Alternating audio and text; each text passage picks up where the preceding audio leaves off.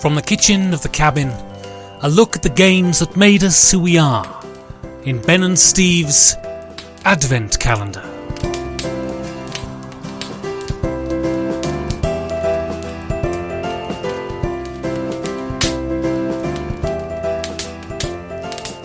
So here we are in, again. It's unlucky 13, Steve. No, No, it's not. Again. It's 12. It's 12. I looked at the wrong date on the computer. Did you look at the wrong calendar on the wall with the current day circled in red ink? That's right. Today it says, Ben, you will never be loved. I forgot again, though, what we call this thing. The first annual Ben and Steve's Board Game Advent Calendar podcast show. Frankly, my correctives never bloody work. I can tell you, you're just so willful that I'm just stopping to correct you now. I can't imagine being your teacher. It would have been an absolute bloody nightmare. Hey, Steve, it's iambic pentameter. Oh, where is the glanglic bling blangamer? Is, I imagine, a scene from your class at university. Oh, sorry, were you done? I stopped paying attention to what you were saying. Ooh, cutting.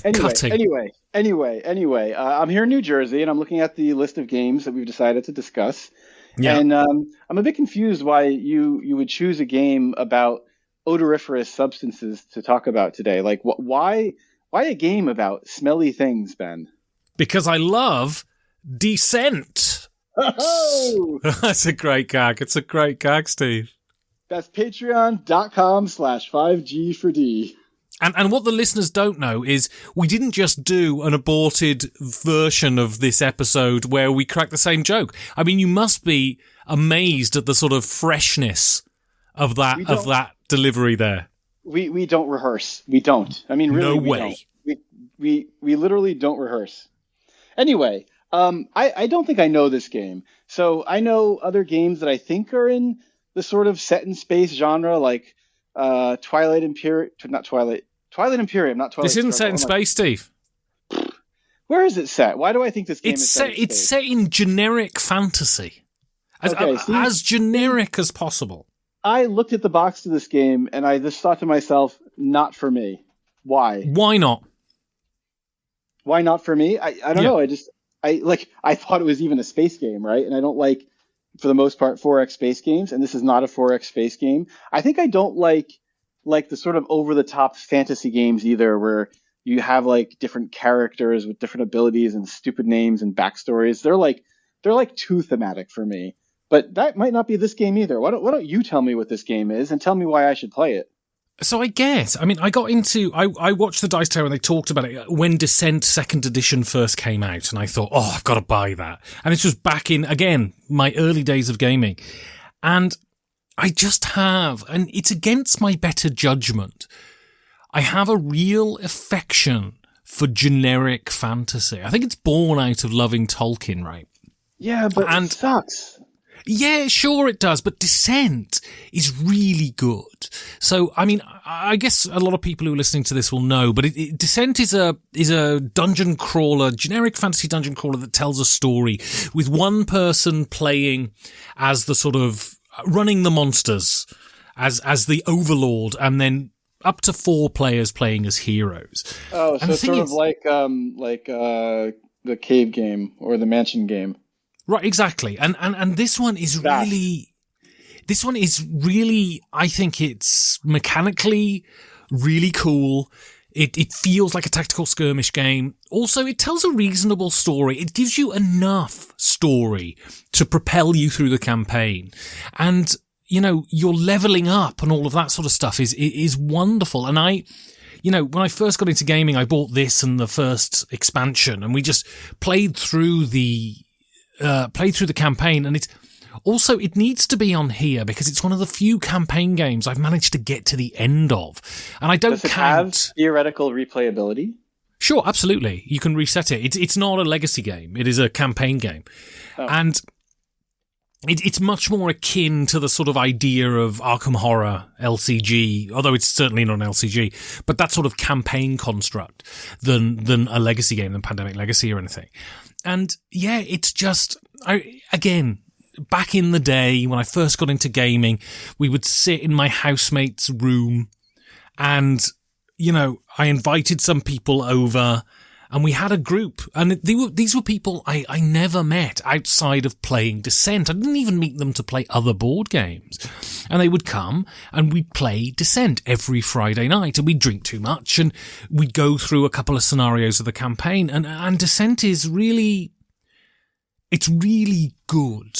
And it's very Ameritrash. There's a lot of dice rolling. There's a lot of fiddly little rules, and it's kind of not a game that I would be into now. But there's something about being a neophyte that allows you haven't yet had your preferences ossified, and so you end up trying loads of new stuff, right? And Descent Second Edition is definitely feels like one of those games from when I started gaming. And I had so much fun with this, and I thought I had to talk about it, and especially since it's been, and this, you could buy the main box of Descent for like 60 quid and expansions for like 20 quid. And now, if you want to play Descent, you've got to play that new one, which I hear terrible things about, that's like 150 quid minimum. And I think it's kind of indicative of where gaming has gone, especially for these kind of campaign games, right? Well, when did the second edition that you played come out? 2011, 2012, I think. Oh, that long ago. Yeah, I probably got it confused with like Eclipse second edition because, I'm going senile. But I do remember there was there a Kickstarter campaign? I know that this new Descent that was super expensive, which is also a turnoff, came out recently. And the thing is, the way you describe Descent, maybe I would like it, but I'm also curious why you never got into Gloomhaven, because that seems like the same thing, and it's the game that everyone really raves about. Yeah, I just never did. I've never tried it, and also I was at a point there where I'd played so many. I'd started so many campaign games and got one game into it, and then it just never happened. And I was just sort of past campaign gaming, I think.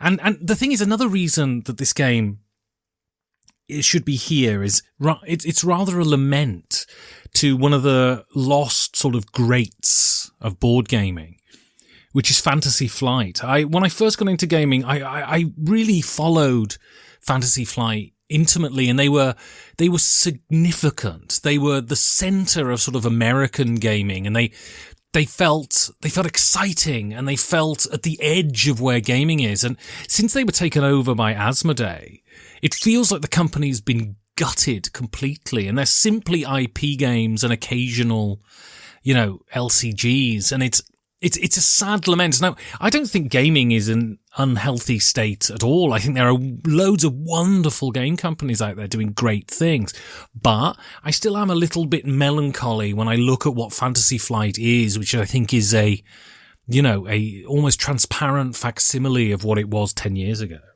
Well, I think it's impossible for a company to retain its culture when it's acquired. And I don't know what the reason for the acquisition was. They probably just wanted the brand, they just wanted the games, and I would assume the senior leadership just basically got saturated into the rest of the Asmodee empire, dissolved.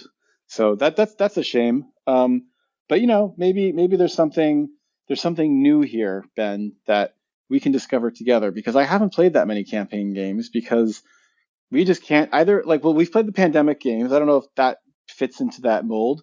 But we're constantly playing new things, and the idea that you would sit down and play the same game over and over again. I mean, we still haven't finished King's Dilemma, but we're going to.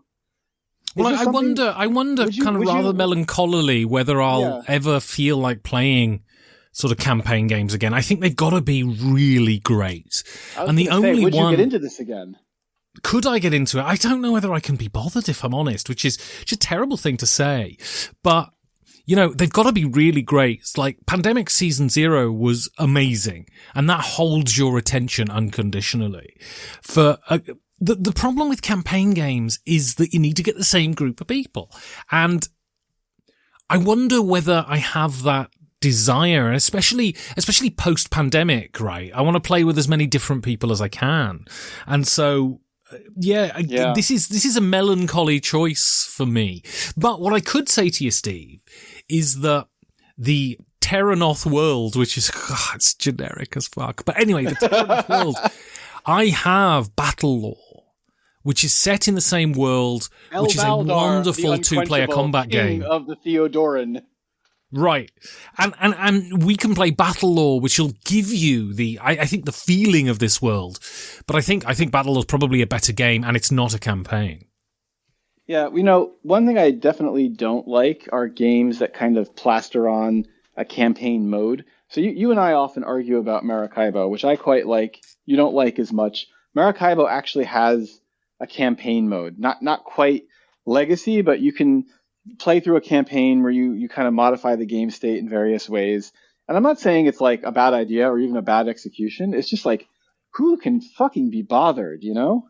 Yeah, but Descent has the campaign baked into it. It is the whole point of Descent, which is wonderful. That makes sense. That makes sense to me when you actually make so the game is like formed around the core concept, not it's sort of added in. It's like adding the solo mode and adding this other mode and this and that. I mean, maybe it's very Silver Age the way you would often put it. Like, how can I make a game that's like all things to all people rather than true to itself? Well, yesterday we were talking about the Americanization of the gaming landscape, and that's just another symptom of it, I think. Americans crave narrative. So I'll give you an example that I think highlights sort of American and German attitudes towards sort of exhibiting things. I went to the Natural History Museum in Berlin to see the newly acquired Tyrannosaurus Rex skeleton that they had a few years ago. And there was two exhibitions. There was a Spinosaurus... Tristan, right? Tristan, exactly. There was a Spinosaurus exhibition, and that was from America. They'd imported the exhibition in wholesale from America, and it was there as a guest exhibition. Then there was Tristan, the Tyrannosaurus Rex. Now, the American exhibition with the Spinosaurus was this passage that you would go through that had loads of writing and telling you the story and immersing you in the world of the dinosaurs. And you would walk through and you would see various sort of other fossils and accoutrements, and it would tell you a story of the evolution. And then you would go into the room, and very much in sort of natural situ with fake plants and all of that, you would see the skeleton of the Spinosaurus. Whereas Tristan, the Tyrannosaurus Rex, was a stark black room with a glass case and blinding white light shining onto the Tyrannosaurus Rex, and that was it. And sounds very austere and German, very expressionistic, very German, and so, I think, Europeans in the gaming industry have gone, well, these narrative things are very attractive, and especially in America, and everyone, across all art forms, you want to break America, right? And so they've tried to force the Tristan exhibition into the Spinosaurus exhibition, and I don't think it's necessary. But when it's done well, like Descent 2nd Edition, it tells an average story, but it uses game mechanisms to make it engaging and fun and something that is really worth trying. And I'd recommend, if you can get a copy of this, go out, give it a go.